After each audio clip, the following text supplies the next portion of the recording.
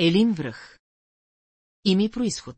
Върхът е наречен Елин от старото име Илин връх, заради манастир или църква Свети Илия, която се е намирала там. С течение на времето името е опростено до Елин. География и панорама. Височина около 1568 метра, разположен северозападно от Велинград, КВ.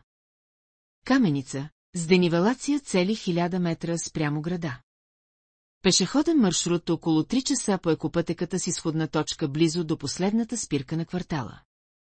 Панорамата обхваща Велинград, Родопите, Пирин, дори Стара планина и части от Рила.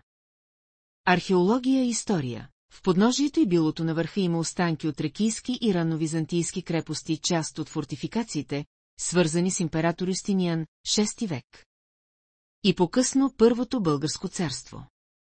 В местността, градът се откриват крепостни стени и помещения. Средновековен манастир, на мястото е имало християнски манастир Свети Илия, унищожен през 1666 година.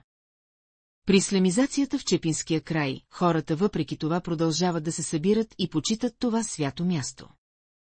Настоящият параклис. На върха днес се намира малък параклис Свети Илия, изографисан от велинградския иконописец Заварин Веселинов.